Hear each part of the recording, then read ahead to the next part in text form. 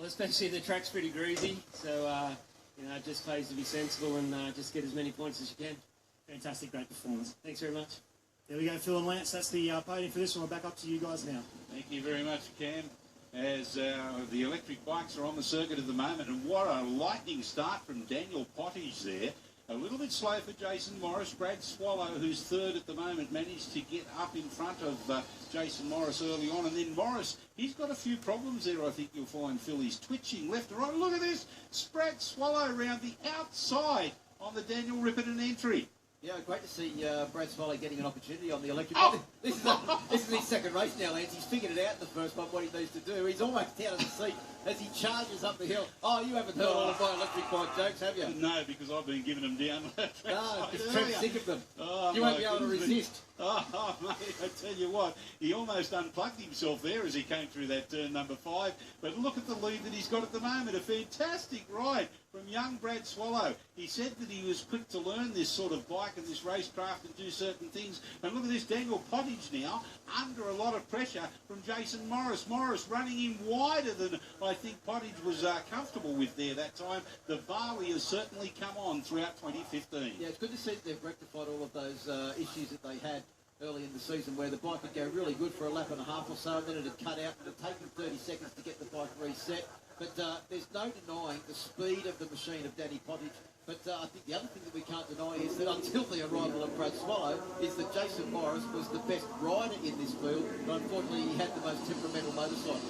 Undoubtedly, and Daniel Pottage and his team from Western Australia have been the most consistent over the last few years. Look at this, Morris trying to drive around the outside of Brad Swallow. Swallow trying to make up the lost ground down the Swan Insurance Main Straight by driving faster through turn number 1.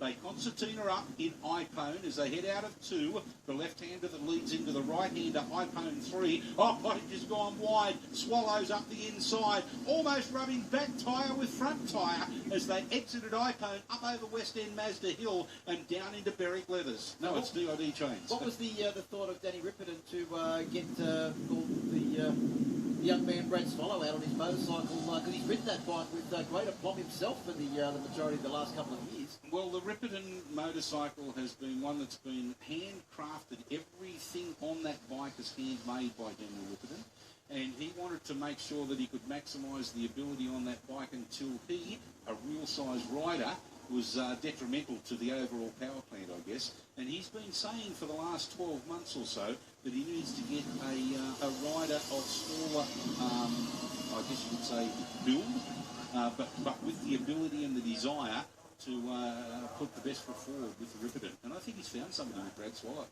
Oh, it's like one of those guys. You want to ride a motorcycle? Okay. Okay. Well, he was straight in there and was very positive with the opportunity. Absolutely, and he's taken it with both hands. Look at the lead that he's got going out of Bell Helmets and down the Swan Insurance Main Straight, but it is so quickly taken back by Daniel Pottage. The power of that motor is just incredible. Yeah, the guys from Western Australia have done a great job with that bike. Actually, I think they were going to leave it over here on the eastern seaboard for the latter half of the season to save taking it back to Western Australia all the time. And they said the only problem with doing that is their development cycle essentially comes to a halt. They've got to turn up to the races. I'm sure they'll go away back to Western Australia and back into their burrows and come up with a bike that's far more developed for next year, because they said what they really need now to take this bike to the next level is a wider rear tyre, a bigger swing arm, as Brad Swallow has the audacity to have a look as he goes past up the inside. And here comes Jason Morris back on the inside as well on the Varley machine, bike number 86. And they've really put on some great racing here in the last lap of the last electric bike race for the season. It's electrifying stuff, Lance. Oh, we're fully charged up. There's no doubt about it. Brad Swallow leads on his Yamaha, which is the Ripperton at the moment. Here comes up the inside in Kawasaki. Did he know? Jason Morris trying hard on Daniel Pottage.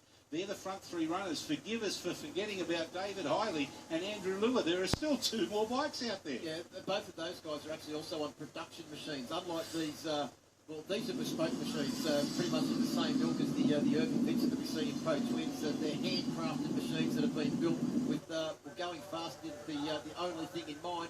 I think that Brad Swallow, if he can get enough of a lead through these last couple of quarters, could have enough of a lead to hold off the very rapid machine from Western Australia, the Voltron Evo machine of Danny Pottage. As they come round, watch Pottage unleash. unleashed this machine by far away the fastest bike out there, 230 odd kilometres an hour. But can Benny Pottage get there? I think he's just going to get past Brad Swallow as they charge towards the line. Yeah, well, I think it's going to be a hard pill for Brad Swallow to get second place out of that. Daniel Pottage did a fan. Tyre on board these machines. But as you can see, I think the swing arm on board the Voltron either, he won't be able to resist the burnout, Lance. Will he not be able to? Look at this. Hey, no problem. The electric bike burnouts. Look at this, guys. Smoking. Oh, Number one, finger in the air. Well, a little bit of cleaning work to do now on that one, I think. He's been saying for a long time that, don't count your chickens before they're hatched. That is a better burnout than most of the combustion engine bikes. Well, actually, they'll probably be lucky if that smoke cloud